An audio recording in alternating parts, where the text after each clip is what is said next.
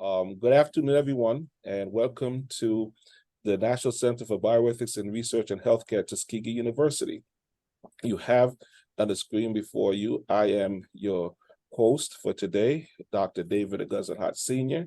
I am the Interim Director, Lead Ethicist, and Associate Professor at the National Center for Bioethics and Research in Healthcare at Tuskegee University. I have with me some other grand gentlemen who are my family. And so this being our first ethics education seminar among many that will come in the future, as we try to carve out how we should do ethics at the National Center and how we should promote and operationalize ethics in other bioethics centers and worldwide. We're trying to give people a way of thinking about ethics that will ground ethics in a way that is helpful. Often we think about ethics as kind of pedestrian. That is, be ethical. Well, what does that really mean? What does it really mean when we ask someone to be ethical, when someone being ethical could have great arguments for how it is right to kill somebody or how it's right to do a particular harm? We want to make sure we adjust our thinking to how this is going to be done. So let me just give a brief introduction. This is a passing over introduction. Lachlan, you have a bright light behind you. Yeah, I'm working on it. Okay, gotcha. And so I just want to mention, I said these are my family. And so let me just mention their names and then I'll give them a better introduction very shortly. We have in my upper left-hand corner, Dr. Michael Sloat. He and I have had some interesting conversation over the years about calling him Michael in graduate studies, and we are colleagues, and therefore is a first name basis. But Mama always told me to call people by their titles, so it's been a challenge for me to call him Michael. But when I think about him as being such a father or uncle figure to me, it has been amazing. Because it was a wonderful, when I graduated from the University of Miami in 2015, I asked Dr. Sloat to hood me, and when we were standing in line, he's looking around and he said, I've never been to this before. So what's that? Graduation? He said, no, I just came to this one because you asked me to. And that was just a very proud moment for me. My mother was there and she was absolutely tickled, and she was not in good health then, but she just had to see the man, Dr. Michael Sloat, who groomed me philosophically and ethically and helped me to get through the University of Miami. So this is Dr. Michael Sloat. Dr. Riggins Earl, I first met him in 1997 when he was presenting on his book, Dark Symbols and Obscure Signs, at the American Academy of Religion in Atlanta, Georgia. I was a student at Emory University, master's degree in theological studies, and I was really frustrated. I also at the same time I was working my doctorate degree at Columbia Theological Seminary, but I was very frustrated.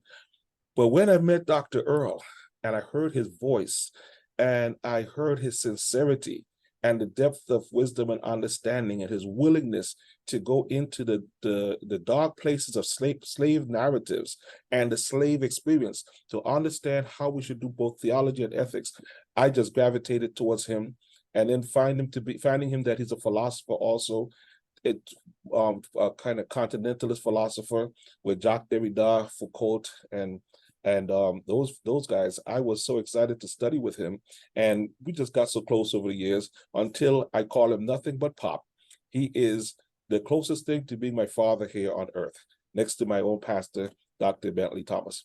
Lachlan Furrow is my brother from another mother. I used to call him my big brother until he said it straight.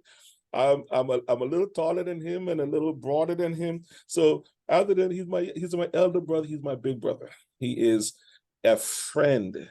And when I say he's a friend, there's a friend that's sticking closer than a brother, as Jesus is, and he's right next up. He actually stays by my side.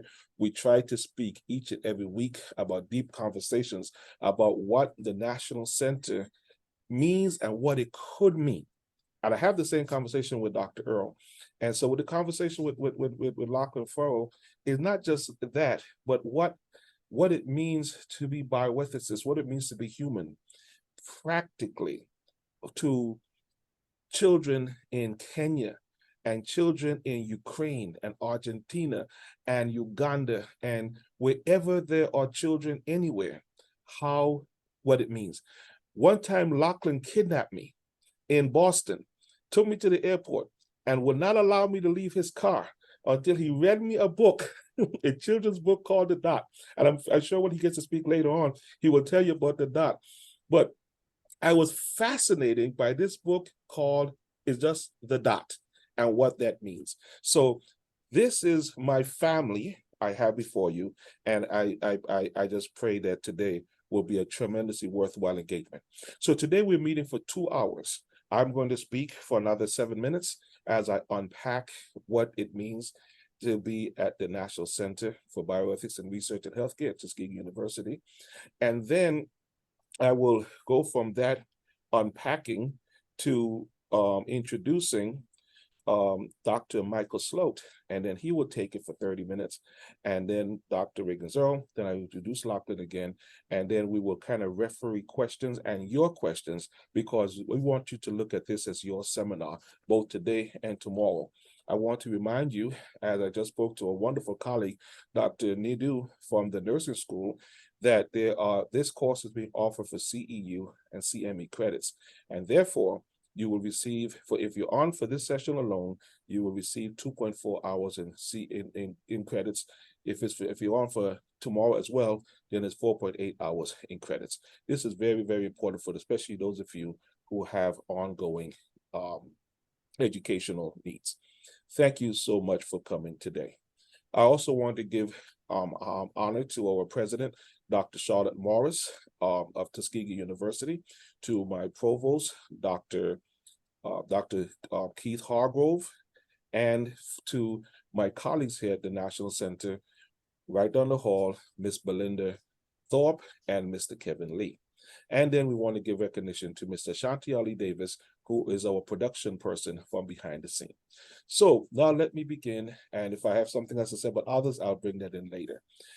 Let me begin by saying something about what is being advertised. I call this the Ethics Education Seminar because I've been here now for 6 years. Dr. Reuben Warren, who was a previous director, invited me to serve with him and to learn and to understand public health and bioethics so that we could kind of shift the narrative, change the narrative, and explain what happened in the lives of 623 or 25 men in Macon County who were used unethically by the United States Public Health Service in a syphilis study, an unethical syphilis study, in which these men did not know they were in a study. These men for 40 years, right about the time the Holocaust started in Germany and continued until after the so-called Holocaust ended, or the Holocaust ended, so to speak, in 1945 or so, it continued on for another 20-something years. And now these men, they've gone on, they're passed on, but their family members remain. And the National Center came about in 1997 when President Bill Clinton apologized for the unethical study and said at that time, we will never allow this kind of ethical violation, medical violation to take place again in the United States. Well, stuff still happens. And therefore, when we look at the large numbers of social determinants of health, when we look at the large number of excess deaths that Black and brown people lead in those particular categories, when we look at the health inequities and the devastations that we see in communities, when we even look at the coronavirus and how Black and brown people were dying at a faster rate than others, likely because of comorbidities that they themselves had, we say that we must do something impactful for those persons and those communities. There's a brother online right now, Dr. William Hu now at Rutgers University, was at Emory University. Dr. Hu engaged us into a wonderful conversation about Alzheimer's. And I said back then, wow, even with Alzheimer's, Black and brown people lead in death? How is that even possible? Dr. Cooper at the University of Alabama, Birmingham, on xenotransplantation, in kidney transplantation and heart transplantation, Black and brown people lead even there? It's like, wow, gun violence, Black and brown people lead in gun violence. HIV, AIDS, Black and brown people lead. These kinds of categories need to be taken seriously and brought down and be dealt with. That's why these are ethical conversations. Ethics, there's so many different ways of talking about ethics, and Dr. Sloat and Dr. Earl are going to unpack those. But where I come into the picture at the National Center is I was given the directive by Dr. Warren to try to find an ethical system that we can ground the center and ground the university in, and that ethical system can be universalized and operationalized to other people around the world. And I thought about, it didn't take me long, but I thought about it. Dr. Michael Sloat said to me one time, and he said, you know, David, virtue ethics, which is about character, is the kind of thing that you can do and do it in a special way because of your religious background. Because religiosity is, by definition, from way back in the first, second century and before, is virtue driven. The only language of ethics was virtue ethics until we got wonderful kinds of ethics later. And so I said, you know what? As I sat here and met with Dr. Warren late at night, sometimes 1 o'clock, 2 o'clock in the morning, it was clear to me that stuff like deontological works and utilitarian works and consequentialist terminology, they didn't work for what we're trying to do. But then even virtue ethics needed some unpacking. But virtue ethics that shows up in the ethics of care, where we're motivated by empathy, driven by love and compassion language to care for the least, the lost, and the left out. That's where Lachlan and I started gravitating, because Lachlan did so much work in Africa. He's a Schweitzer scholar. He's a Schweitzer fellow, Albert Schweitzer. And as such, given Albert, and I hope you mentioned something with Schweitzer sometime today, given Schweitzer's willingness to leave the comforts with his PhDs and leave the comforts of Europe and move to Africa to atone, and Lachlan will say more about that, to atone for that which has been done to the people of Africa. It justifies arguments that will bring down colonialism and expand compassion and care for those who are the least, the lost, and the left out. So that is what I'm calling Black bioethics. Now, let me say something about that, and then I shift to Dr. Sloat. When we speak in terms of Black bioethics, we're saying something that's unique. Black theology began in 1968 with the writings of Dr. James Cone at Union Theological Seminary in New York City. By 1970, Dr. Cone's work, The Black Theology of Liberation, became such a phenomenon that Dr. Gustavo Gutierrez started writing even more about liberation theology.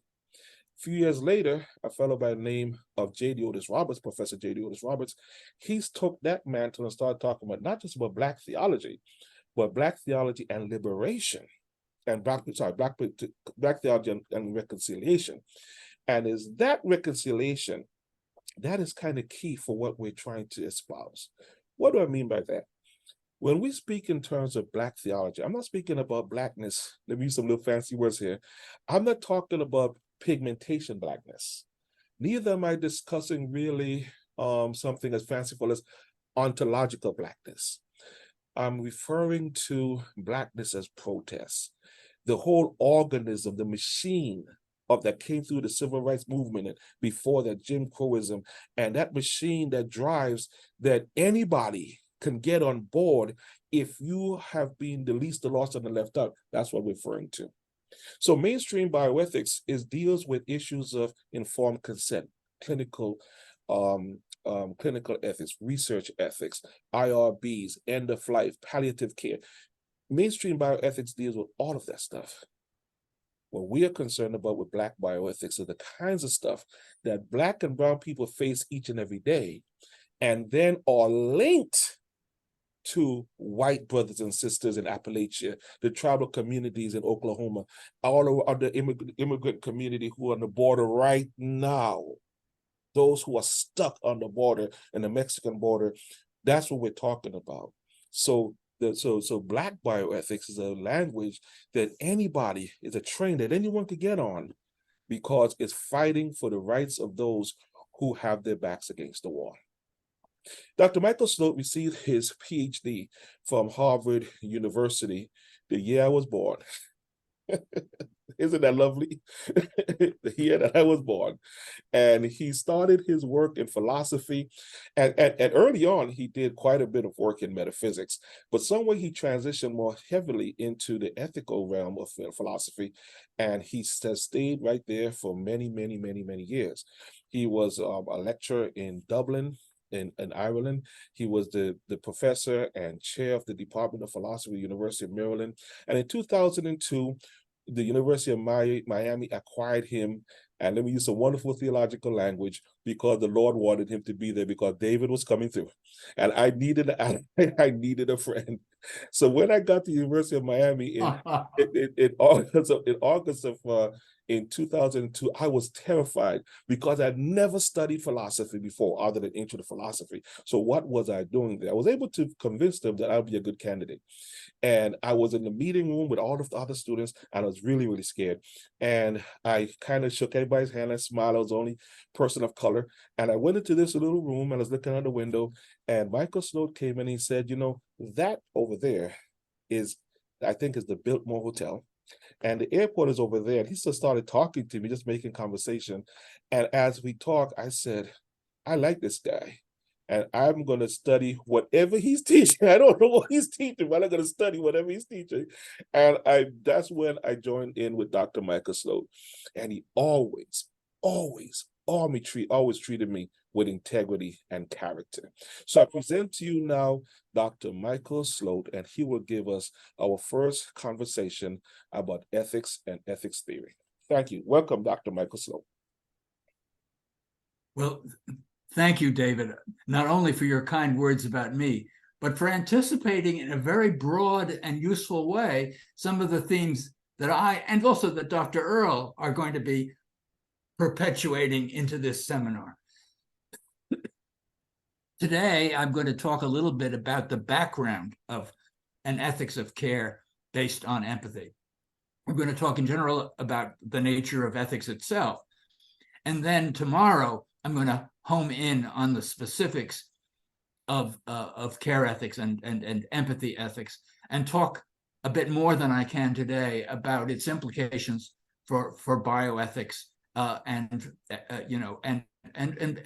most importantly, for what have been called the least, the lost, and the left out, the most wretched of all people. This is what I think care ethics and empathy are very, very capable, more capable of doing than other ways of approaching morality. Okay, so let me first say something, because some of you, don't know a lot about philosophy. Let me just say a little bit something about what ethics is. Okay, now in general, there are philosophers think that there are two main parts of ethics. One part of ethics concerns the good life. How does one live well? What is it to be happy? What are the, how does a person achieve happiness? And what are the constituents of a really happy or good life? Okay, but there's another part of ethics which philosophers think of as more important and more central to their mission, and that is moral philosophy, questions about right and wrong. Okay, in the ancient world of Greece and Rome, they were more focused on the good life. But in the modern world, and I think this is a real advance, the main focus is on what we owe to others, on moral responsibility, moral obligation. What is morality? What is it to be a moral person? Okay, so I'm going to focus on that issue, because I think that's what concerns us most in the bioethical sphere, and more generally in applied ethics, whether it's business ethics or legal ethics or medical ethics. In general, we want to know what's right, what's wrong. What is it to be ethical? To be ethical is not a matter of choosing the good life for yourself. To be ethical is a matter of how you treat others, right? So the question is, how do we talk about the subject of ethics as moral philosophy? Okay. Now, the main issue in moral philosophy is, in the first instance, what acts are right, what kinds of acts are right, and what kinds of acts are wrong. But it gets more complicated, and I also think it gets more interesting, because philosophers want to dig deeper than that. In fact, philosophers tend to agree pretty much about what things are right and wrong. It's wrong to hurt babies. It's wrong to break your promises. It's right and good to help others when they're in need. Philosophers, to a large extent, not completely, agree about that. Where they deeply disagree, where moral philosophers find their deepest area of disagreement, is what makes an act right, what makes an act wrong. Okay, and that is what the field of ethics most centrally and most importantly is occupied with, at least, not just historically, but right now. Now, to consider the different possibilities of the ways you can think of what makes an act right or wrong, I'm going to borrow from the African-American philosopher and ethicist Jorge Garcia. Garcia thought up a way of categorizing different theories, and it's a very useful way of doing it. And I'm going to make use of it here and now. Garcia said, look, the main theories in ethics are consequentialism or utilitarianism, which tells us that an act is right if it produces the best consequences for people or animals. Okay, and what's known as Kantian ethics, which says that certain rules, like what Kant called the categorical imperative, certain rules are the basis for what makes an act right or wrong. But then there's a new approach in recent decades. It's an approach that was very much standard in ancient Greece and Rome, and also in China and India, but it didn't really have much influence until the last 60 or 70 years. And this new approach is called virtue ethics. And virtue ethics sees what makes acts right wrong as a matter of how they reflect individual character or motivation. So here's what Garcia said. He said, with consequentialism and utilitarianism, the criterion of right and wrong is what happens after you do a certain action. With Kantian ethics, what makes an act right or wrong is whether it falls under a rule that applies at the time you act. It applies always, but certainly at the time you act. And according to virtue ethics, what makes an act wrong or right is what it shows about the character or motivation of the person who does it, or about people who would do that sort of thing. So it's all a matter of timing. What comes later, that's consequentialism. What exists at the time you act, that's the rule-based deontology of Kant. What precedes the action and is the criterion for whether an action is good or right, that's virtue ethics. Okay? Now, the kind of ethics I'm going to be pushing on you and for you is virtue ethics. It's the kind of ethics which makes an appeal to motivation and to character. Okay? And I want to say just a little bit about the other kinds of approaches. Consequentialism or utilitarianism makes an act right or wrong dependent only on its results and has nothing to say about whether you should have good motivation or bad. So if a person with the worst motivation produces good results, there is no moral criticism to be made of that action, according to consequentialism. That seems rather superficial, and I could certainly say more, and that's not really a sufficient answer to the utilitarian position. But it makes you a little wary if human motivation and human thinking aren't really relevant to whether an act is right or wrong.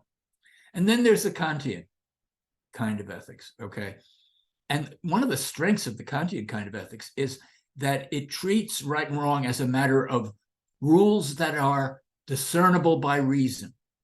Our human reason, according to Kant, is capable of seeing that certain rules apply to us and certain other rules are not valid for us. like the rule, thou shalt not break a promise, thou shalt not harm other people. These rules, according to Kant, appeal to reason, appeal to our sense of rationality, and that's what makes them objectively valid, because reason is capable of seeing the truth, okay? But one of the problems with Kantian ethics is that it makes any kind of motivation other than the desire to follow the rules irrelevant to the moral characterization of an action. If you act compassionately, according to Kant, that gives you no moral credit whatsoever. Your act is not considered morally good, according to Kant. And so it seems to cut off morality, excuse me one second, seems to cut off morality from any relation to what people feel, and what in human terms motivates them. So although the Kantian ethics does a great deal to establish the objective validity of certain rules, it doesn't seem to answer fully to the moral life, where we would think that somebody who acts compassionately deserves some moral credit for having done so.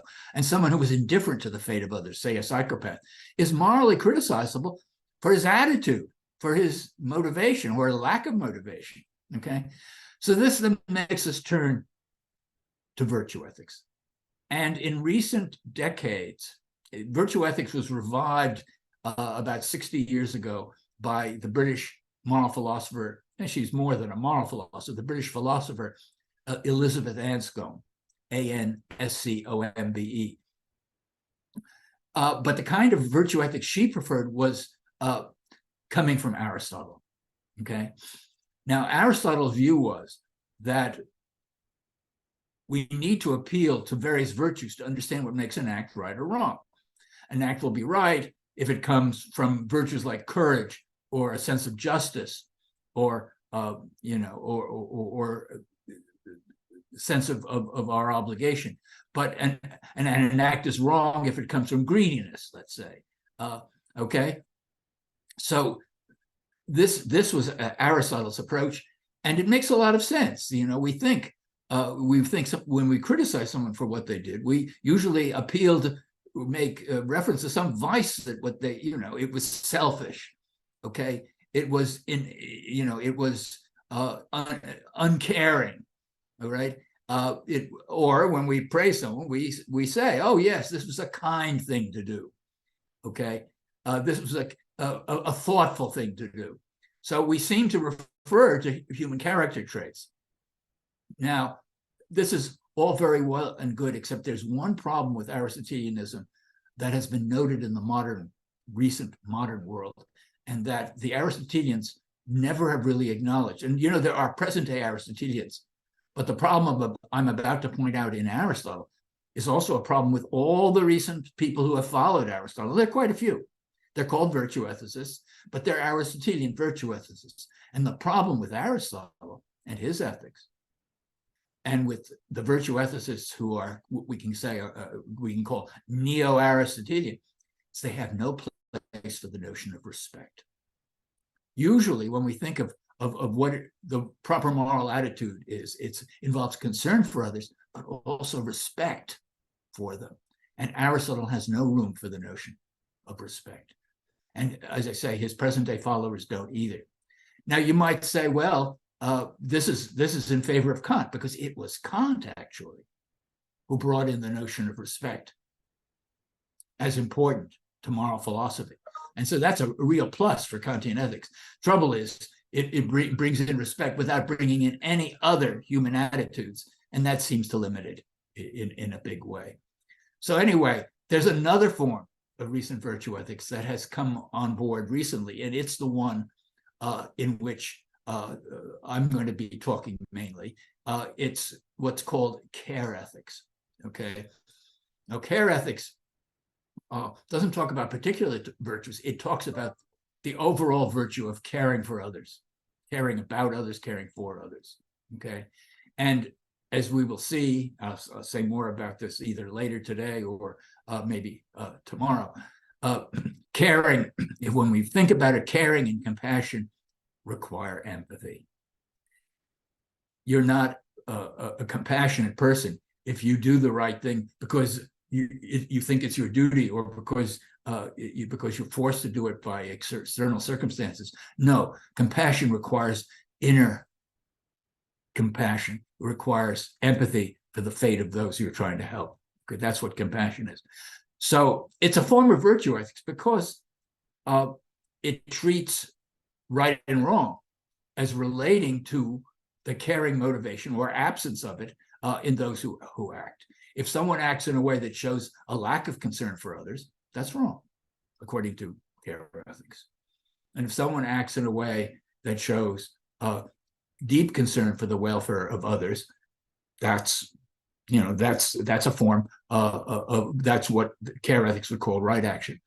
Now, David Hodge and I have long agreed that this way of approaching ethics is very plausible, but there is one problem with it that I want to mention now, because some of you will say, yeah, but in putting emotion center stage in ethics, aren't you risking the idea that that ethics is simply a matter of feelings and has no validity for us? Okay, when Kant says that the valid rules are based on reason, we can say, well, okay, reason can discern the truth, but how does emotion discern the truth? When we base ethics on emotion, don't we make it all a matter of personal attitude and or human nature and the way most people are, but other people aren't? How do we get something really valid for ethics? So I'm going to speak very briefly about that now.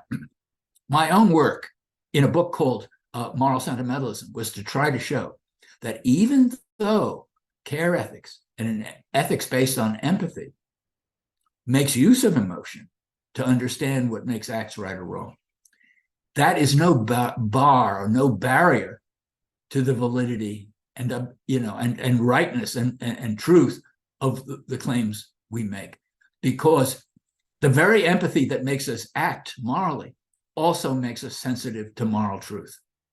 Okay, in a rather indirect fashion that the book is at great pains to spell out, and at great length too, so I won't bother you with it here. I won't burden you with it here. It's actually quite complicated. But all I do want to say at this point is, look, the objection to care ethics and empathy ethics, that it doesn't allow for moral truth, can be met. That objection can be met. And so tomorrow I want to go on and say more about care ethics and the ethics of empathy. Let me ask David, how much more time do I have? I can't hear you. I still can't hear you. 14 minutes. 14 minutes? Oh, I have a lot of time. Okay. So let me just say a little bit more about empathy, okay, which is going to be the basis for care ethics. Remember now, care ethics treats concern for others, caring about others, or compassion for others as the central moral notion. And as I just argued to you rather briefly, but I hope convincingly, or at least persuasively, that there's no such thing as compassion without empathy. But what is empathy? Let's just say a little bit about what empathy is. I'm not going to extend this first talk, to the full length of it, but I want to say something now about what empathy is. The biologist, he's an ethologist, which means a student of animal behavior, Frans de Waal, once published a book called The Age of Empathy. And what he meant to refer to is the fact that everyone nowadays talks about empathy. Now, most of you are probably too young to realize, but 40 or 45 years ago, that concept wasn't much used by anyone, not by philosophers, not by psychologists, and not by the general public. Okay, but now everyone talks about empathy. Now, I think that an American president helped that idea along and made it more current. When Bill Clinton said, "I feel your pain," which was during a campaign stop in 1989, I think it was, but I'm not sure. Anyway, early on in his presidential career, he said, "I feel your pain." Everyone saw that as that's empathy. Okay, feeling what others feel, having their feelings spread to you. Okay, now the philosopher David Hume had an interesting way of putting it. He said, when you have empathy for another's feelings, the other person's feelings spread by a kind of contagion into you. Okay, or another way of putting it is, we're infected by their feelings. And of course, when you feel what another person is feeling, okay, this is going to make you want to do something to help them. But I'll say more about that perhaps in a minute, or perhaps in tomorrow's lecture, depending on timing. In any event, so the notion of empathy came to the fore in the late 20th century. Bill Clinton helped to nail down what empathy is, and he also helped us see a distinction.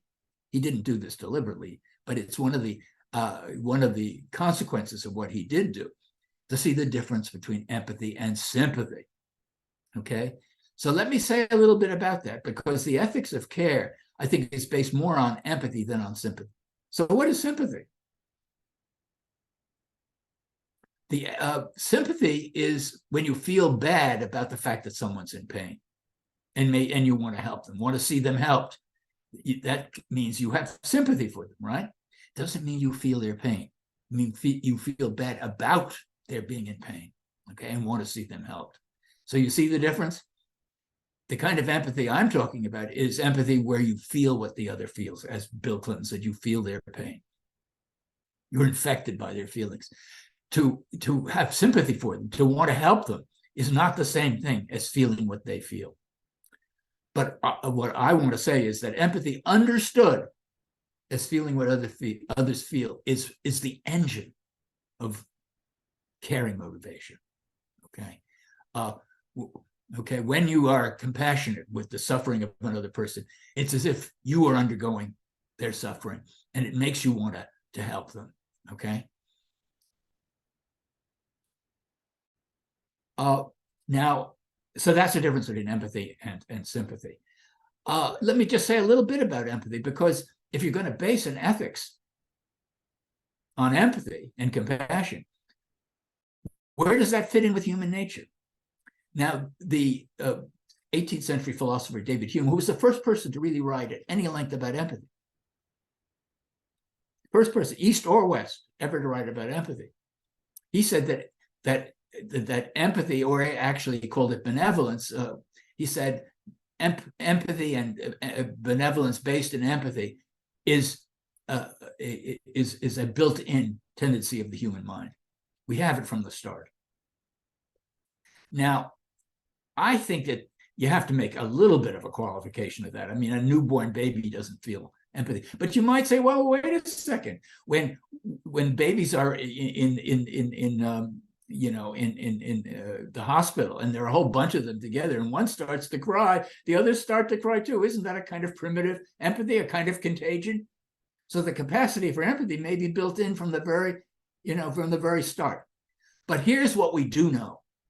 Studies have been done in psychology of very young children of 18 months and 2 years old. And they've been presented, for example, by an older person who's lying down and crumpled up and moaning. And by golly, the 2-year-old child will feel solicitude, will feel concern about that person and show them some concern. So the tendency of empathy can be there very, very, very young. So it's not surprising that, it can be the basis also for a larger type and more sophisticated type of concern for older children and older adults. Now, you see, children aren't capable of the full kind of empathy that we think adults ought to have. We think that an adult is lacking in empathy if they're just concerned with people around them. If they, for example, they hear about the suffering of people in a distant country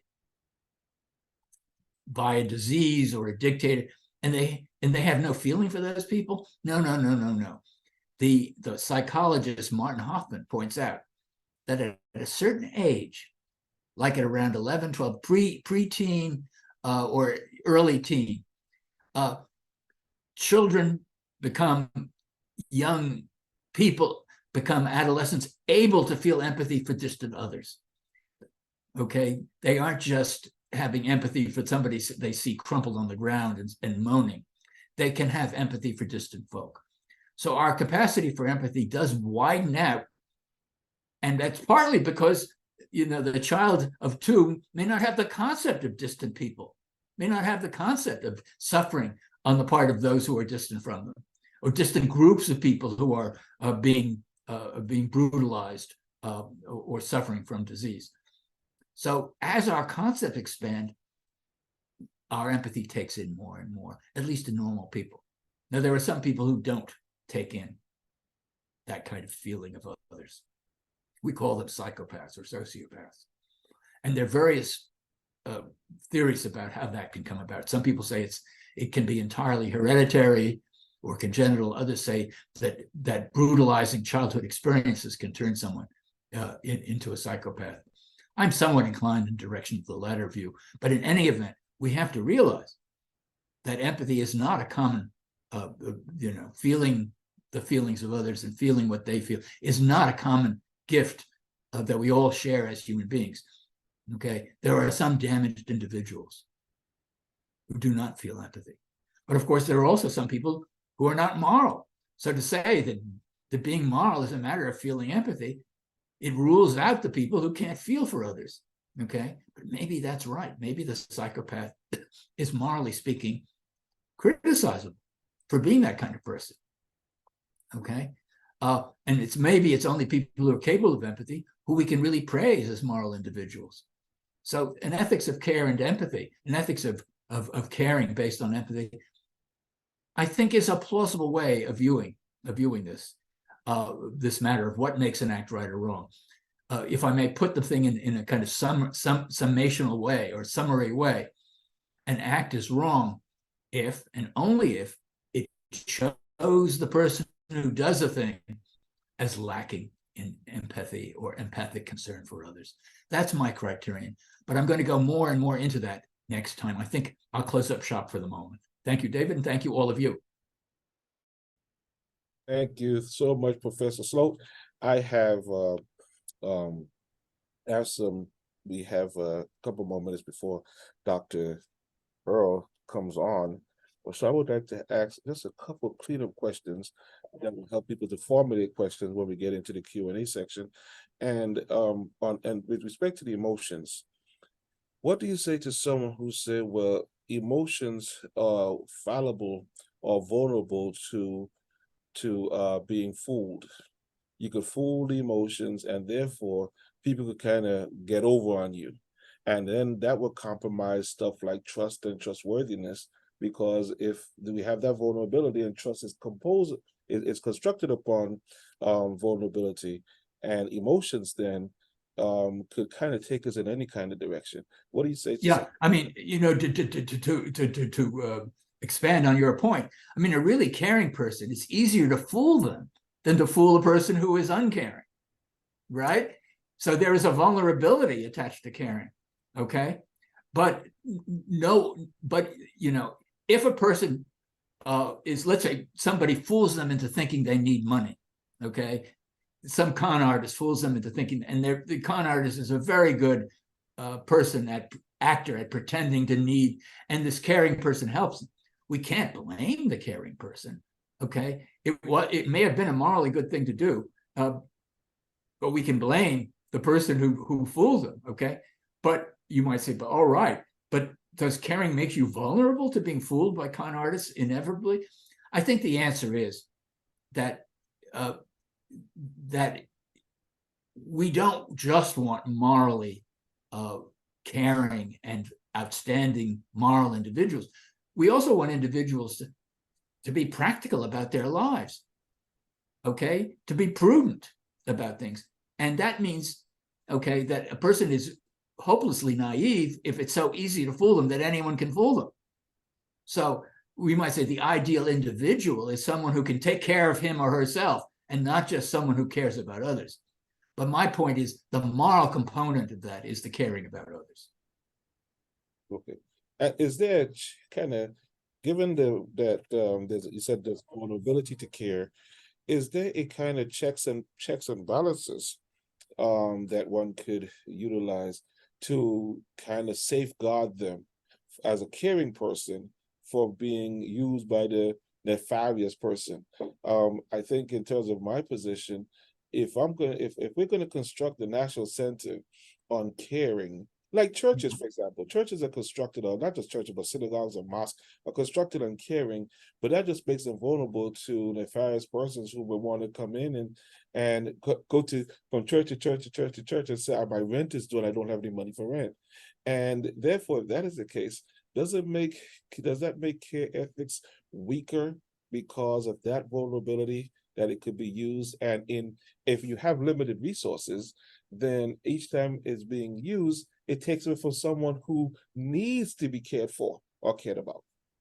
Absolutely, you're right. But I would have thought that what I said just a moment ago is at least a partial answer to that. Namely, you know, if you go to high school, you get lessons in civics, okay, and you get and if you have good parents, they will teach you how to take care of yourself.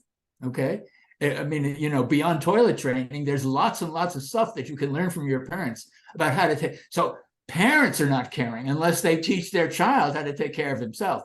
And if you have a whole church of people who never learn to take care of themselves, that's a very unfortunate case. And you can blame the parents or the educational system.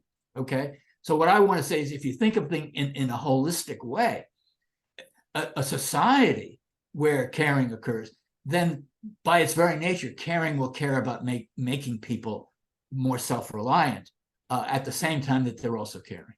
Oh, I like that. Caring will care about making persons more self-reliant. That's very, very helpful. The government needs to hear that. The government needs to hear that. I just think now about the dismantling of welfare under the Clinton administration and how it was done. And was there a part of it, kind of a teaching part about how, rather than just kind of strip away these people's norms, but a way to kind of bring them down and teach self-reliance, whether they're just kind of cutting it off. Yeah. Well, you know, that's a very good point. And let me dig in the knife a bit on the people who wanted to reduce welfare. Yeah, their excuse for reducing welfare was that welfare makes people less self-reliant. And so by leaving them to their own devices and not helping them, they're going to benefit from that. Well, I think that's a load of bull. It may make them more self-reliant, but it also may reduce their circumstances. I think the people who say that kind of thing are looking for any kind of rationalization for their own selfishness. Thank you. I love that. Thank you so much. All right. So we pause now with Dr. Michael Sloat, and we turn now to Dr. Riggins Earl. Dr. Riggins Earl and I share also that we graduate from the same undergraduate institution, American Baptist College in Nashville, Tennessee. That there's a uniqueness there because American Baptist College, while I was there, we struggled to get 150 students. We wanted 200, we never really got there. So American Baptist College is a little preacher school that produced, amongst them, of course, Dr. Riggins Earl and Dr. Julia Scruggs, who was the president of the National Baptist Convention, but also produced someone that we're all familiar with, and that's John Lewis. John Lewis passed away a couple of years ago, our congressman who talked about getting into good trouble, who was on the Selma Bridge during the bridge during Bloody Sunday. Also graduated from that school was C.T. Vivian, who himself died the same day as John Lewis. And interestingly, that little school produced two Presidential Medal of Freedom, John Lewis and C.T. Vivian. As a matter of fact, Dr. Earl gave an amazing presentation at American Baptist College about, I think it was Dr. C.T. Vivian. So continuing on, Dr. Earl went from American Baptist College to Vanderbilt University, where he earned his master's and his PhD in social ethics. And then he did some postdoctoral work at Harvard and elsewhere. And he came back after teaching at University of Knoxville in the University of Tennessee, Knoxville. I'm sorry, the University of Tennessee, Knoxville, in the religious department. He came to ITC right about 1978, somewhere abouts, and he's been there ever since. He was Andrew Mellon's professor of theology and ethics, and he has served as my mentor for the last 30 something years. So Dr.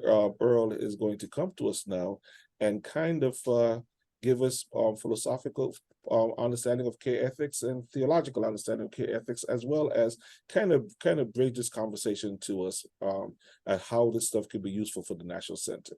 Dr. Earl, thank you very much. The stage is yours. Thank you, Dr. Hodge. Do you hear me? Yes, sir. Okay. Good afternoon to everybody. Let me thank you, Dr. Hodge, for the invitation, and also Dr. Sloat for your insightful presentation, prompting us to think about words that we use in a different way. And that's so important to do, and to in the time and culture in which we live. And perhaps it is important, well, I would say it's important in any society to do that. Our society, where words have become so meaningless, or they have lost their currency, their moral currency, it's important to rethink words and to rethink how we use them, because we live in a world and society where people take more delight in less talk and more action. And, you know, they get very, especially the younger generation, and maybe the older one as well, get very, very upset over the fact that anything but talking. So it's necessary to talk. And that's why the myths, especially the myth of the biblical story, is so critical of a man and a woman talking in a garden. But they also have to talk to a deity. They not only have to talk to themselves, but they have to talk to the being that they believe made them. And you can't put a price on that. It's so important. And thank you for showing us how important it is and why it's necessary to resurrect the power and the value of those words. I want to say a few words about ethical reflections on the National Bioethics Center. I think, Dr. Earl, can you hear me? Okay, I think he may have frozen. Okay, so we'll continue our discussion as Dr. Earl popped off and will pop back on shortly. The one of the things that in Dr.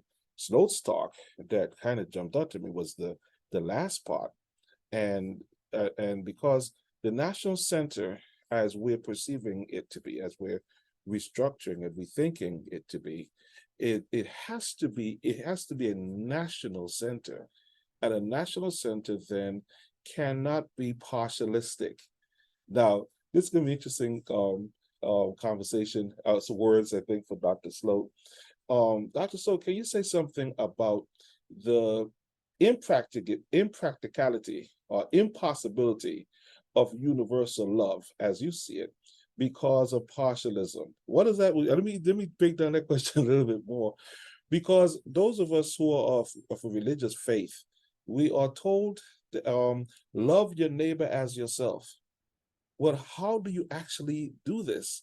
Because from what I'm trying to construct, is something of love of neighbor, right? And loving of neighbor of myself. And in so doing, to do that, it seems like I'm kind of going around the natural partialism of what it means to be human. Because obviously I'm going to love my children more than I love the person across the world. So let's table that. Let's let that ruminate for a while, and then go ahead. Answering, I think I told you the answer once that I want. I think you're trying to get it out of me again, and I'm more than happy to produce what I think I have in there to produce. Okay, look, yes, no, empathy is partial in the sense that you tend to feel more empathy for those who are near and dear to you than you do for distant folk. Yet the Christian ethic tells us we should love everyone, okay, the way God loves us. Now, God doesn't make distinctions among people. He loves everyone equally, even the worst of us. I believe, according to Christian doctrine, he has to love everyone equally, even the Goebbels and the Hitlers. He has to love everyone. Okay, that is the greatness of his his his total goodness. Now, so if we love everyone the way God does, and if we're supposed to follow God, we have to love everyone the way God loves each of us, and that means in some sense equally, in some sense.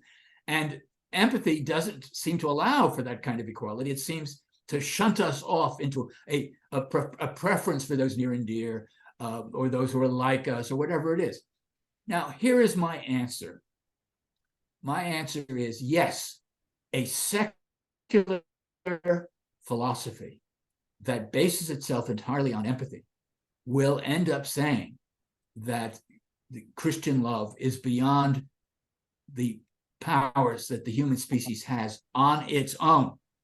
But if you believe in God's love, you have to believe that God is capable of giving us more than our natural endowment. He is capable of, the grace of God consists in his making us able to love everyone equally, more than sheer human nature would do on its own. So in fact, the Christian religion emphasizes, in my opinion, has to depend on the idea that it's God's grace. It's a kind of supernatural miracle that allows us to follow the Christian commandment to love everyone. Okay, so we have two visions. We have the Christian vision and we have the secular vision, and each one has its own resources.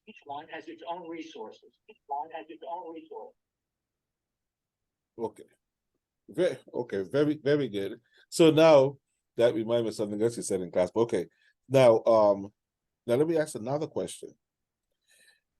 How does one, in trying to be the best version of ourselves, how does one, now that you made clear that there's some people who have no empathy, right? They call these people sociopaths. Now David, that Dr. Earl is back on. Okay, can you hear us, Dr. Earl? Yeah. So can he hear David? you? Yes. Okay. Yeah, I can hear. Yes. Okay, good. Go on, Dave. Go on. Do you want to continue with me or with him? I mean, it's okay. Let's go with Dr. Earl. You ready? Yes, I'm ready. Okay, go ahead. All right, we continue with you. I'm ready. Yes. Back to COVID-19 and the pedestrian conversations that I heard on radio as well as read on Facebook. One of the things that I kept hearing was that, okay, this is, Black people need not be surprised at what's happening to them.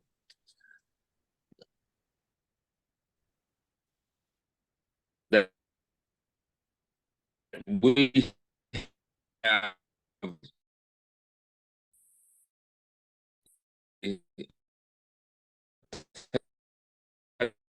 Tuskegee, and they would say Tuskegee. So this country uses its scientific know-how to really destroy us. And I kept listening to. I would hear people in the question and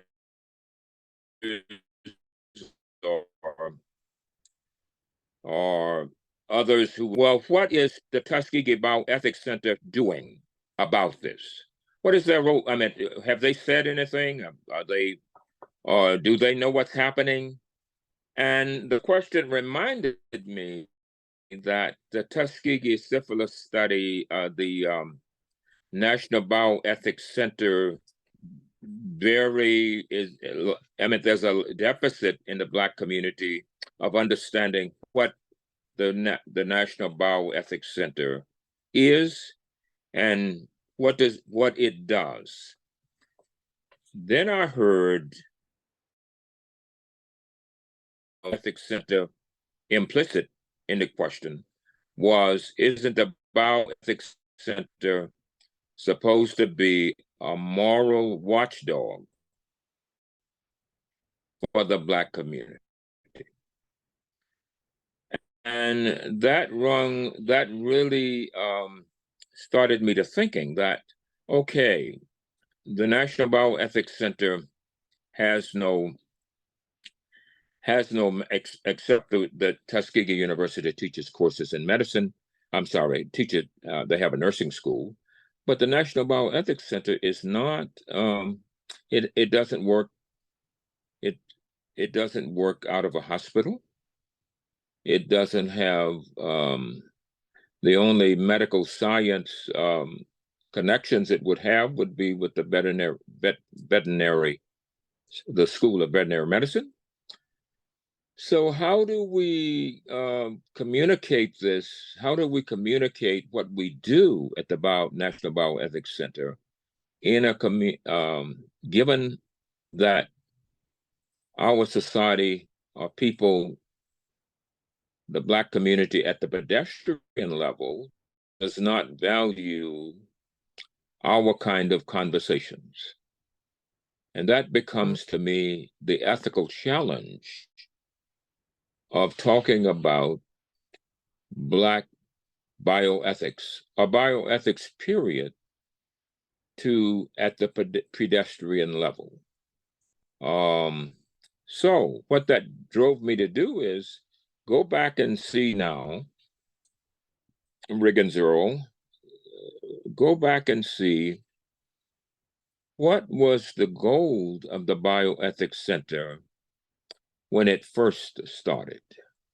What did the people have in mind? And that this center would accomplish and do. But it also drove me to another question. What does the Bioethics Center, how must it be understood ethically in the framework of Tuskegee University? Because that means now that we have to raise questions about the identity of Tuskegee University. We have to raise questions about the identity of the National Bioethics Center within the framework of Tuskegee University, Tuskegee University's mission, identity and mission, as well as the Bioethics Center's identity and mission. Study the mission statements and the rationale for the founding of the institutions, or the rationale for the founding of the center, and do this in relation to the study of the center, just an example, and the Harvard Medical School's center. And these are now, it's into trying to understand how the Black community has come to understand doing ethics. There are two institutions that have Black communities understand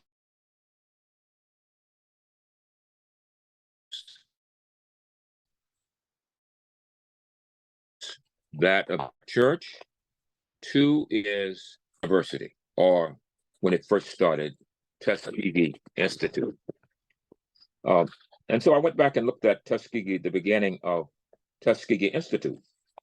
And it was beautiful to see that the mission of the Institute grew out of an understanding of the myth. The story goes that it grew out of the a former slave after the Civil War during Reconstruction in conversation with the slave owner, the slave owner was in the Alabama legislature, and he asked the former slave, "What would you want me to do if I got your vote? If I got your vote, what would you want me to do for you?" His response to the former slave owner, who is now a politician, "Build a school for my people."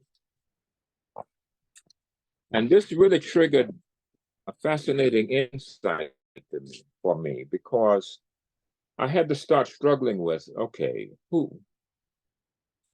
two institutions have been the bearers of ethical discourse for the Black community in a formal way. One has been the college or the university in the Southeast, particularly where these schools were founded. The other has been the Black church. The Black church has put salvation above education. And it has argued that and of course, much of this came from the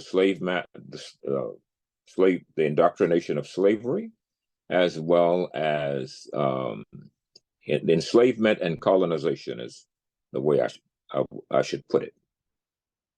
Now, what's so fascinating is to me that if this is the case, it means that when Booker T. Washington came to help the former slaves who had gotten this embryonic seed started for a Black school, or institute as they called it, it means now that we have got to think about what is the role of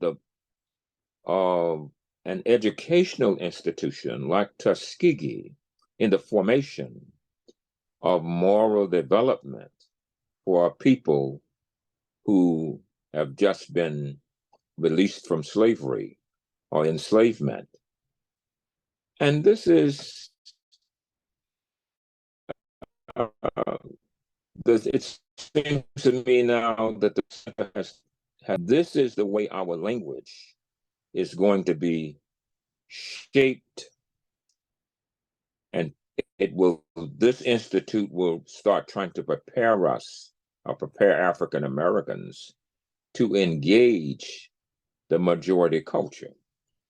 So what do we see here? We see that for Booker T and those who are trying to push this institute, at that time it was called, forward, they really have to deal with, make the argument, and they don't do it explicitly, but you feel the undercurrents of it, that the school is the bearer of moral values.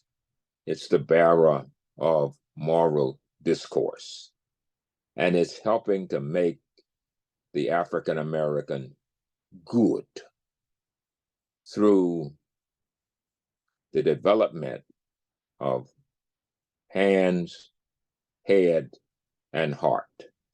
These three metaphors become critical for not only for Black America, but for America, the way America understood African Americans at this period, in the period following Reconstruction and the establishment of what is now Tuskegee University.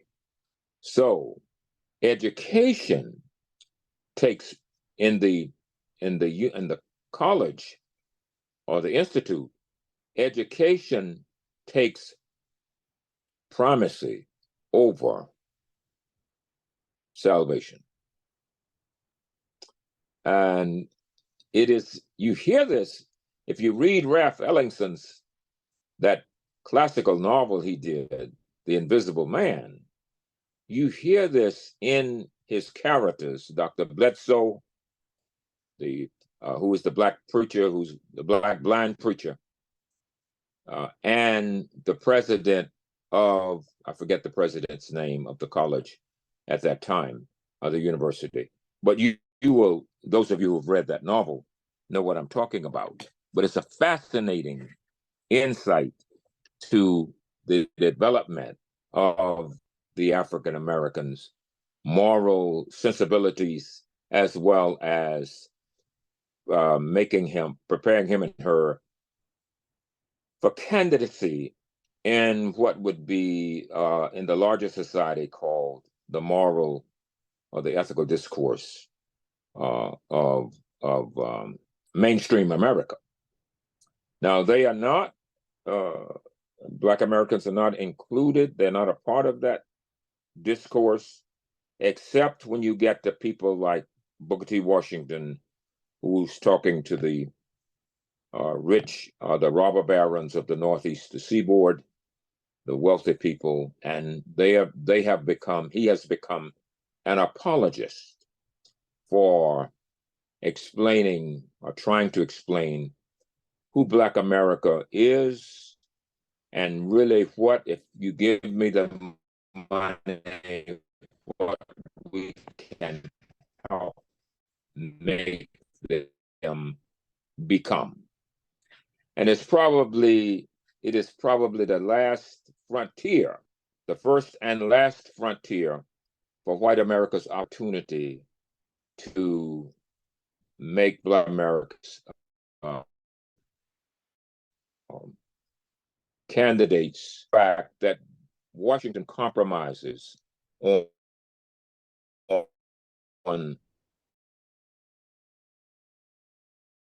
the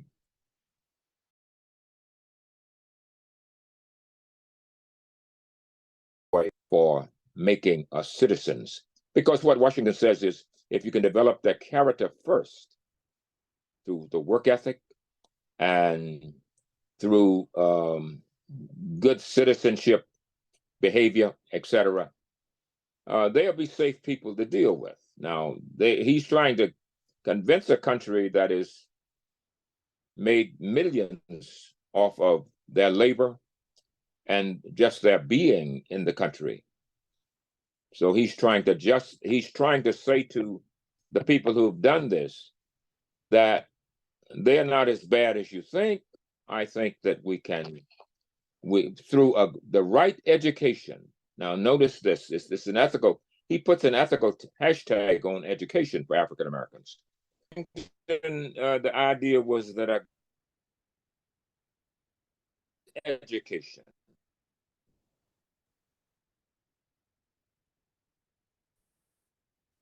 good citizens, productive citizens, because that's the emphasis. He's put the activity that they can help save your economy, and you will be blessed, because he's really making a heck of a compromise here.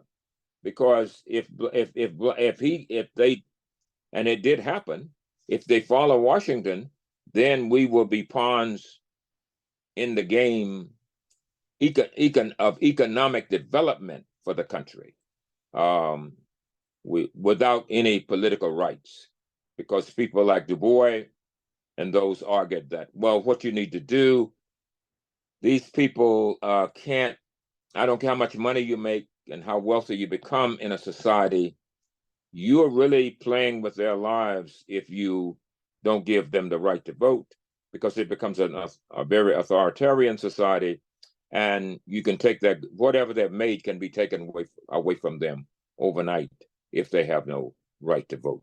So the Tuskegee Bioethics Center makes the argument, once Clinton they get the monies, the first 14 million from President Clinton, as far as I can see in the literature, they make the argument that, well, what we need to do is start a center that will help let me just read it here, because the Harvard Biomedical Center is dealing with global, in a kind of really, it's a humanities grounded understanding of ethics, and we want to use this center, if I understand it correctly, to reach out, and the center, in terms of its intellectual outreach, will become the navel of the globe for bringing together people from around the globe to do ethical and medical reflections on technology and the way it's used in medical practice. A fascinating definition, I find. But let's listen to Tuskegee's. They say, whoever wrote this in years ago, they say, this is the nation's first bioethics center devoted to engaging the sciences, humanities, law, and religious faiths, and that's on faith, religious faiths in the exploration of the core moral issues which underlie research and medical treatment of African Americans and other underserved people. The official launching of the center took place 2 years after Clinton's apology to the nation. The survivors of the syphilis study, Tuskegee University and Tuskegee, Marion County, for the U.S. Public Health Service medical experiment. Because they can't start the center without bringing along that whole Tuskegee syphilis experiment. As a matter of fact, it is the awareness or Clinton's apology for that study that brings the center resources, the people at Tuskegee, to make the center possible. Now, what is fascinating to me is that other centers, all ethical centers, have claimed to use the skill sets that the engage the sciences, humanities, law, religious faiths, etc., in their work. What I struggle with is, what is Tuskegee, what is the National Bioethics Center at Tuskegee, given the history of this country? What does it think its people think it's doing that makes it unique to the American experiment in ethical discourse? Because that's what I see a center doing. A center is ethical center in health and medicine ought to be pushing back the frontiers to help us deal with issues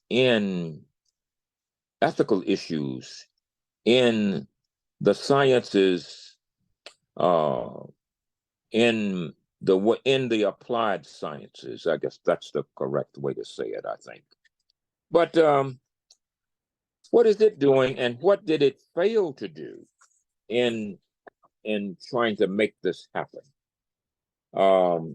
I do want to lift up one other thing, and that is, let's look at a summary of Tuskegee University's empathic identity and its mission statement. Let's look briefly at its mission statement. Where I told you the story about the former slave and the former slave owner bringing the seed, institutional seed for Tuskegee into being, and giving Booker T. Washington and the rest of the people a trajectory, or at least let's call it a scaffold, a foundation to work with. But the university itself has a mission statement that is very, in fact, it's fascinating to me, because what the university says in an old mission statement, I don't know what the first mission statement said, but Tuskegee is unique they think it's unique in the American narrative because it is not just scientific in its investigation of knowledge and being in the world, but it's also, and I love this part of it, it's inclusive of the human other. It has taken in, and this was the genius, I think, of Washington and those who started the school. It brought in the American Indian as a part of its student population. And this is the uniqueness, I think, of the university's history and our identity and mission. In Alabama, in the state of Alabama, following the Civil War and following Black Reconstruction, Booker T has Indians, Tuskegee has Indian students among its population. And that was for a short period, and obviously the government stopped supporting that. I haven't looked at some of the rationales for it, but there we have it, that one of the antecedents of the Bioethics Center is ethnic inclusiveness. And Dr. Hodge, you have talked about that, and in your mission statement that comes up. As a matter of fact, let me just let me find it and read from it. But I noticed that in your mission statement, you are very clear about the center's ability to include the other, what we have defined as the lost and forgotten, or the lost and neglected. You have included them in the mission statement as our serving them in terms of being a moral and ethical watchdog. But I think one of the things that ethics centers don't do, and Brother Lachlan and us and some of us had this discussion some time ago, but we don't see the other as having, the lost and those who don't have, etc., left out. We don't see the other as having value, as giving us value. And it seems to me that that's been the problem of whether we look at empathic ethics through the lens of institutionalized lens of the hospital, or whether we look at it through the institutionalized lens of the church. That what we fail to see is that we don't accept in medicine, except for experimenting with the have-nots, except for using them in experiments, we have never seen them as having, at least I don't think we've seen them as having value for our sense of self-worth.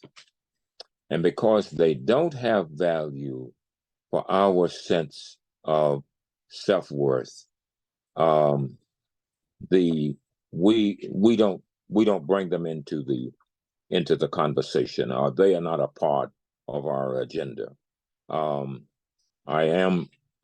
aware that I've been told that not only did Tuskegee include people from the Indian population in America, but also from India and other indigenous peoples. So that's I think your statement, Dr. Hodge, has at least challenged us to revisit the center's identity and sense of mission. And probably what this means is that we need to have more ethical conversations with Dr. Sloat, with those who are outside of our spaces, that we need to try to find out, as I say to students in ethics and theology, how do you find out? You have a definition, or the literature gives us a definition of what benevolence is and what Good Samaritan ethics is, but how do we find that out? How do we find that out as scholars and workers in a place called the National Bioethics Center at Tuskegee? How do we make spaces for their voices in our conversations? So that's the challenge, it seems to me, of rethinking the question of how do we institutionalize ethical discourse in a society that is plagued by racism, classism, and sexism. And it just might be that the National Bioethics Center might have to rethink what it means to be a moral watchdog among other bioethics centers in the society. And how do you become a moral watchdog in a society that is, where these projects are funded by the federal government or people who have a lot of money and who are generous, and they say what they call the agendas for us of what they will spend money for and what they want. I need to say more about, because I think my time is getting close to ending, but I need to say more tomorrow about how when the church becomes the medium or for ethical discourse, or for the words, for terms like empathic ethics, then how do we make this, how do we help the church, how do we help create a bridge, build a bridge of conversation between the church and the academy, especially an academy like Tuskegee? How do we build a bridge between the two institutions to where our conversations will challenge us and be more provocative and stimulating? For instance, when Tuskegee says, when the earlier people of the center said, we are using religious faiths, what do they mean by religious faiths? Because, that in the South, we have been afraid of Islam. We have been afraid of Buddhism. We have been afraid of other religious faiths? How do we help our children? And where do we include this in the curriculum? Or where does Tuskegee, the university, include this? Unless it has a Department of Religious Studies and a Department of Philosophy. These are just questions for thinking about. We have to have ways of thinking outside of the box so that we get a better understanding of what we say that or we think we are doing. Because sometimes what we think we are doing is not reflected in our in our mission statement. Let me quit here and I'm open to questions and comments. Thank you very, very much. Thank you very much. And that has been quite the thing, quite rich, because we started off having some difficulty in hearing, and Yeah, as it went on, it got very much more clear. So I appreciate that, because then I was able to see, we were able to see more clearly where you were going. So I want to make a few comments, and then I would like to ask Brother Lachlan to kind of give some reflections on what he heard so far, and then I'll open up the floor for other people who are asking questions already in the Q&A. But I want to make a few comments, because some of the comments, so we began with a more theoretical view, and kind of clear up the language for those who are new to ethics. And then tomorrow, as we continue to kind of funnel down, tomorrow will become way more on the ground, practical kind of conversations. But you all started hitting on that kind of conversation already. I published a paper some years ago called "What It Is Like to Be Black," and what I was trying to do in that paper was to demonstrate that when it comes to knowing what it's like to be the other, because so much of my dissertation work and so much of my work is, as Dr. Earls was just mentioning, is about otherness or other regarding. And what else was language that was introduced to me by Michael Smoke through Professor, they just slipped out of my mind just now, but he wrote this book, Basic Christian Ethics, but Ramsey. Paul Ramsey, yeah. Paul Ramsey. That would be Lachlan professor at Princeton. Am I right, Lachlan? I think so. Okay, good. So, but the notion of other regarding has that captivated me enough for me to start to understand Nell Noddings and understand even Nancy Trudeau and others in that ilk about Carol Gilligan, about what empathy and what caring can mean. Other regarding is to kind of step out of yourself, or to extend yourself to others. It's altruistic language. But altruistic language could become so philosophical until we say there's no altruism. However, on the ground of empathy, and Dr. Sloat really touched on it, that until the early 1900s there was no word empathy, and the word used before was sympathy, and we have both words now.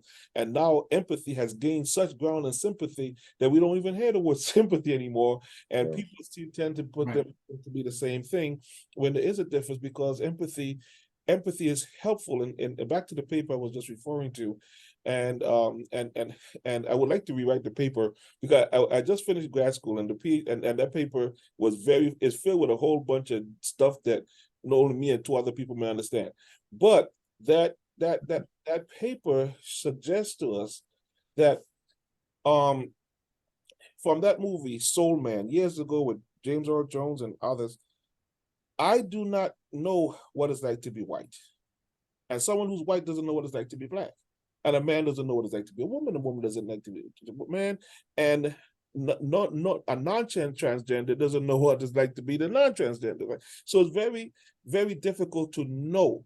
However, through empathy, we can understand or appreciate the other. Empathy gives us a tool in our arsenal, a toolbox, in our bucket to understand and appreciate and therefore enhance our respect for others in such a way that if I'm feeling the other as an other, and I think that's records language, but if I'm feeling the other as an other, Yeah. then what that does for me, it does something impactful for me. What do I mean by that? So you have, let me use Cornell West language. So on the vanilla side of town, a mother loses her son to leukemia. On the chocolate side of town, a mother loses her son to gun violence. Both mothers meet up in the hospital and prepare, or in the funeral home, preparing to bury their sons. Which one is feeling more pain? Each mother is feeling catastrophic pain, something that they may never recover from. They may learn how to cope, but they may never recover because there's no pain no pain as equals that of losing a child. So therefore, but they can understand each other. That puts us at the National Center in a unique place. I love what everyone has said so far today. It puts us in a unique place to not exclude our Jewish brothers and sisters who are descendants of the Holocaust. Not exclude our tribal brothers and sisters who are descendants of everything stripping of treaties. Not exclude our immigrant brothers and sisters, or so-called immigrant brothers and sisters down at the border, or LGBTQ brothers and sisters, because the moment we start doing that, there's something in us in which we lose a part of what it means. I think, Dr. Irwin, you're trying to say of our worthiness, of what it means to have worth. I think Lachlan has been extremely significant in helping me to his many times visiting Africa and working with indigenous African communities and seeing some of the things that I could only hear about and living some of the experiences as a white man in a black, that's a real shift, right? A white man in Black Africa, and at the same time using that word again to atone and help in the atonement for what has been done in the colonialization. All of those things come into play to understand the other. If we romanticize the self to the point of discarding the other, we are not empathic and we're not caring. If we romanticize ourselves or our culture or race in any way to the point of expulsion of others, then we're missing the mark on every level, on the Jesus Christ, on the level in terms of Christian theology, or on the empathic care level that doesn't regard race or religion or gender or any such thing. You care about someone because they have a need to be cared for. Now Lolly's calls it engrossment, where you just kind of put yourself in that person's space and feeling and help them through that situation.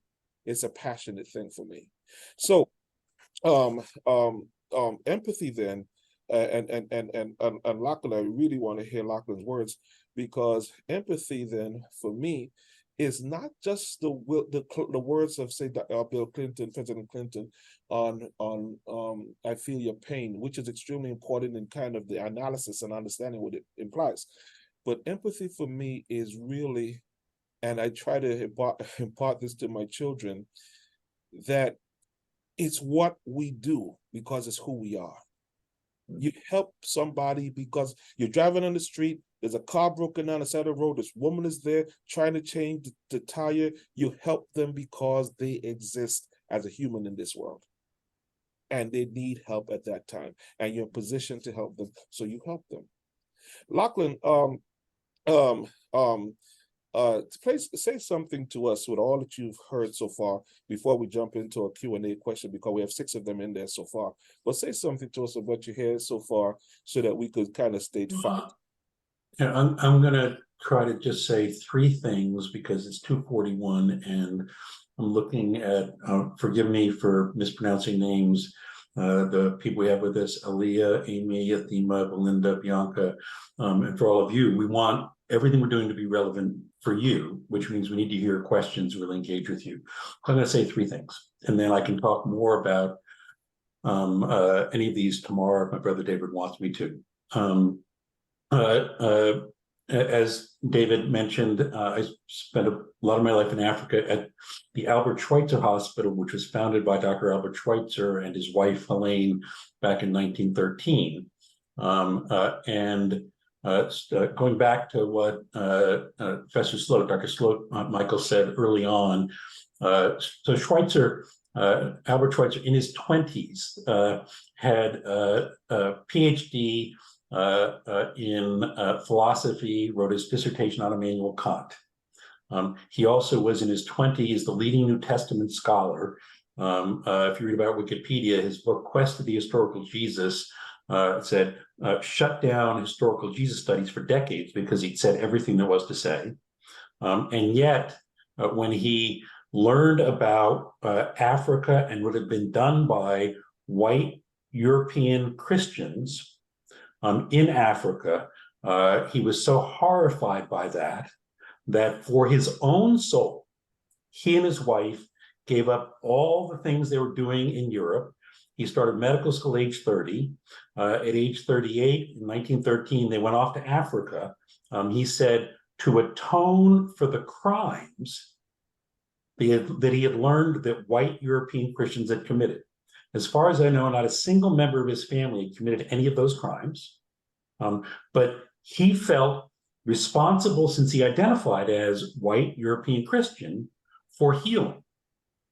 And the healing was not just the healing work he did as a doctor in Africa for the people there that had no modern medical care. The healing was fully as much for himself and his wife and their souls, and for the souls of people in Europe. Dr. Sloat said in the history of ethics, there's been almost a tension between, going back to Greeks and Romans, ethics as being about, if I'm asking myself, just a man named Lachlan, or I see Jennifer, Joe, Kathleen, Kevin, any of us asking ourselves, one question is, how do I live the good life, the best life? How can I live my best possible life? And then there's a whole nother thread of ethics, which is, but there are other people in this world. What are my responsibilities to them? And what I think Dr. Schweitzer, I can talk more about this tomorrow, is in studying ancient India, ancient China, Greek philosophy, others, decided that that was a fundamental error to say that those are two different things. That he found in cultures all over the world, and then in his own life, his daughter Raina, who was a very dear friend, said, the biggest mistake people make about my father is they think that he sacrificed all of these careers in Europe to go to Africa. Of course, he sacrificed some things, but my father did not sacrifice anything important. He led the most meaningful, fulfilling, good, satisfying life he could by finding that the deepest meaning he could find in life was by making a difference in the lives of others who needed him, who needed his wife. Right, so we can go back to what that means. In Africa, spending time with the Africans who didn't have fancy philosophy, Kant, other kind of categories, but watching, experiencing their spirit, nature. One day out in the river, as he's struggling, like what's wrong with Kant, Christianity, that World War I broke out, had nothing to do to slow down the mass slaughter of World War I. He's out in despair on the river. And suddenly flashed into his mind, it's a German phrase, but I'll say it in English. He actually was thinking of the Buddha right before this phrase flashed in his mind. Ehrfurcht vor dem Leben is the German, but reverence for life. Desmond Tutu's daughter, Naomi, I heard years ago give a talk about this and how important this is. She said, when we talk about respect and human rights, and she said, I've devoted my life to human rights, respect is important, but it is a really different thing from reverence for someone. If I respect you, I'm looking at my brother David, I don't interfere with you, I let you do things, but it's got a kind of distance from you. If I have reverence for you, I care about you, Dr. Sloat can talk, I engage with you, you matter to me. And what Dr. Schweitzer believed, searching all over different world traditions, he found different words, different language for this, but the human capacity, the human experience of one's own yearning to live and thrive, and realizing the life around you, those people also yearn to live and thrive in the same way, and connecting to those people in a way that's caring and helps them thrive was the deepest possible source of satisfaction for me.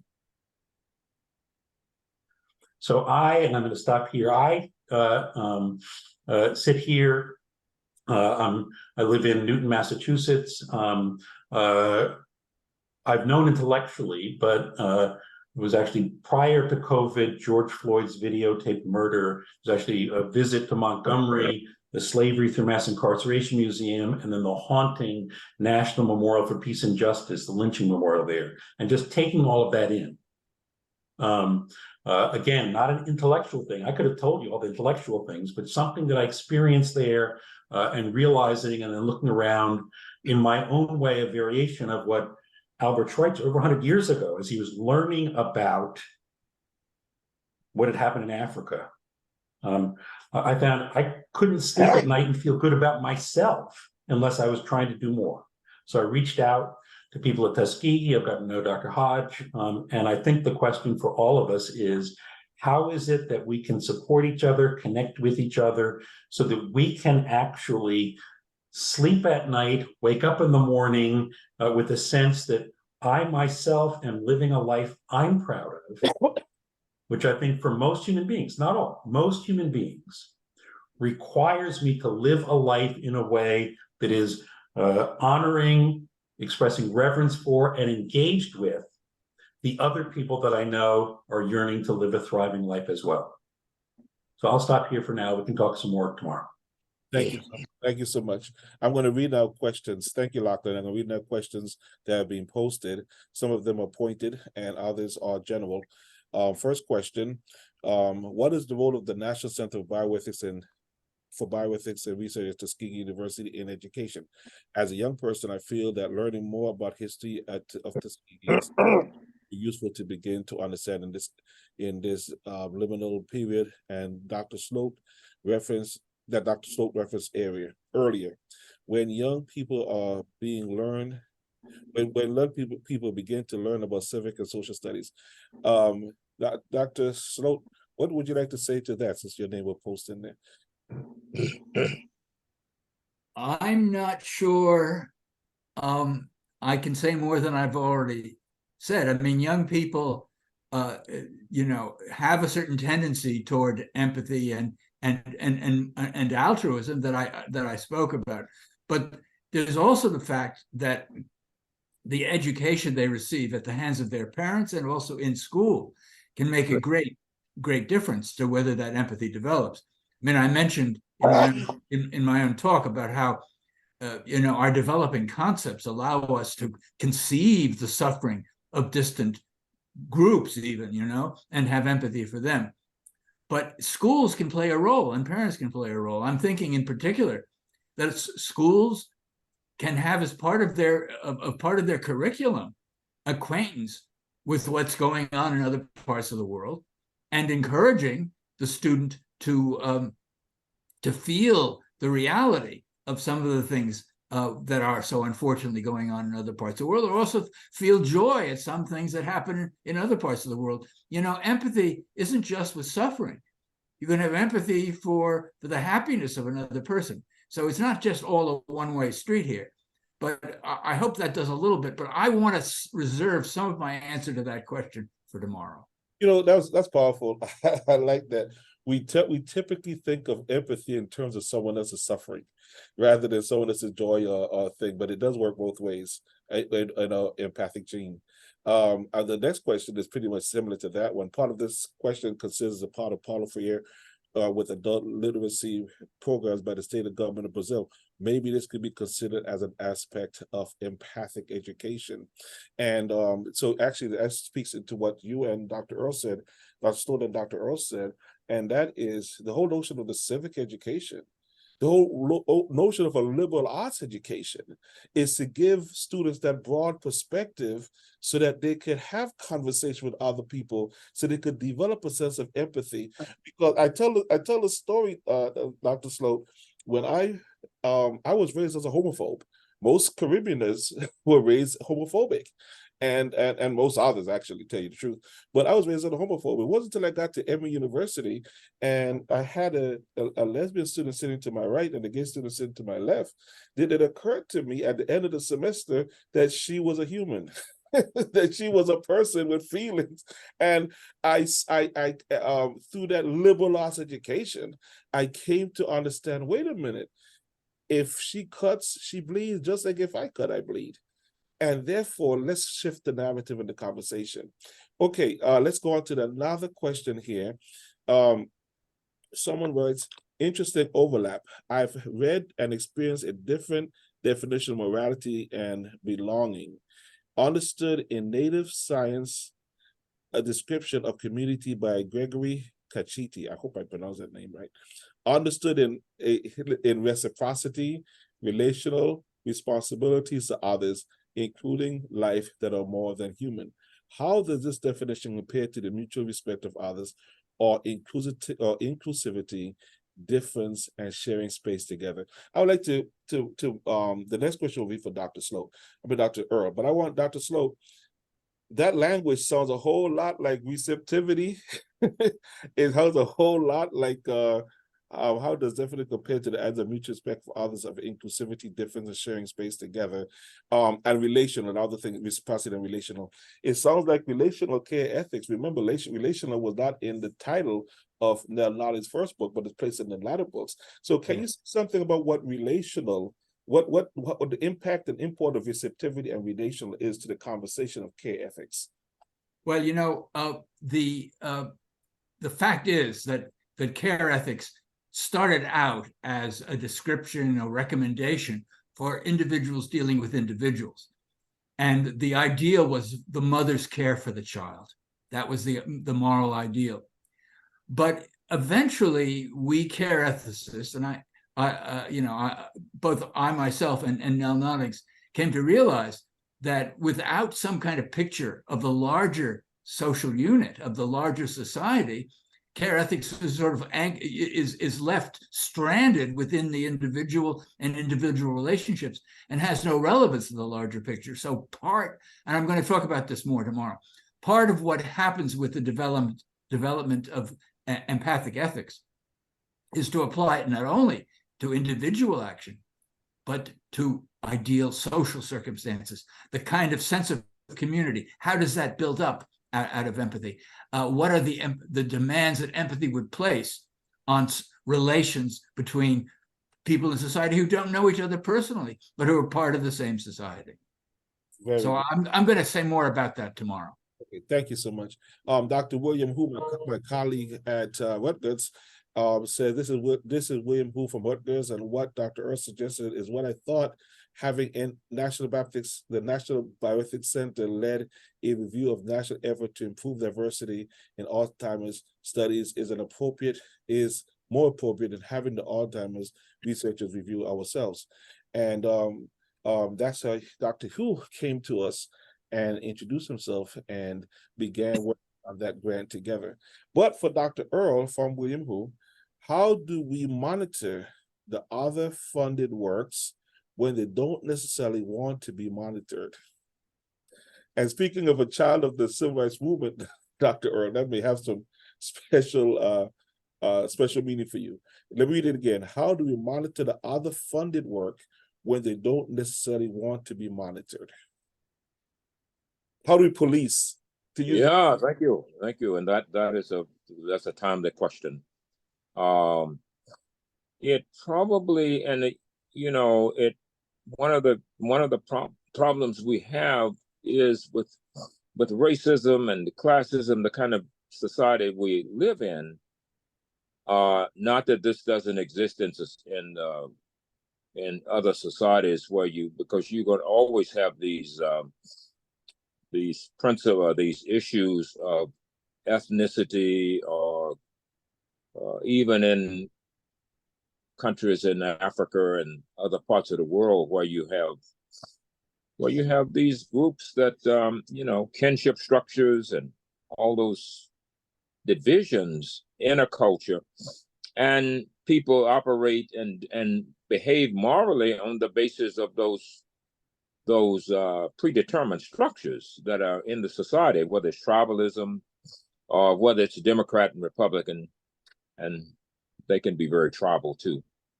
So how does Tuskegee become a watchdog? One of the things that it would have to do is to have scholars who would do more reading and writing about what other ethnic centers are producing, and in what way do those studies, what kind of questions, parochial questions do they provoke, hidden ethnic and gender presuppositions that are not explicit. I don't give those as absolute answers. It's just some of the ways that we'd have to do, it could be done.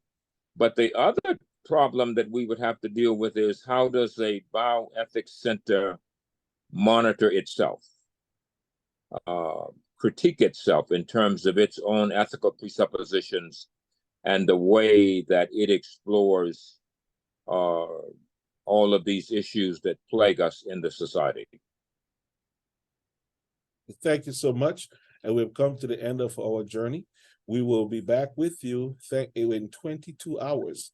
And so this gives us a chance to think through, ladies and gentlemen, and others, the ethical, what ethics mean, and how to reconstitute your questions that you may have had to other considerations. So we have to ask questions now. What does all this K-ethics means for? Like I said, Black bioethics has to do with the non-traditional, the non-mainstream conversations. What does it do for homeless people, regardless of their race? They're all in the same bucket. What does it? I saw Donald Trump just now.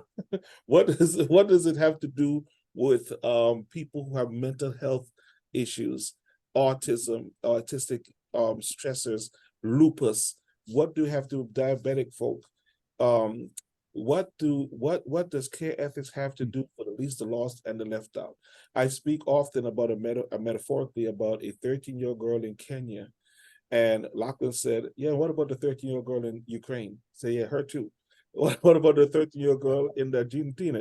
Her too. In other words, and in Macon County, in Macon County, that's where we're right now in Alabama. 13-year-old represents child. Girl represents child. It represents the least, the lost, and the left out. In other words, it doesn't matter the age, doesn't matter the gender. It only matters that somebody somewhere is hurting and needs our help. And if we bat our wings really fast, like the butterfly effect, and work really, really hard, we might be able to impact their lives positively on the other side of the planet. I love you. I love each and every one of you. Assalamu alaikum. Shalom. Blessings upon you, and peace.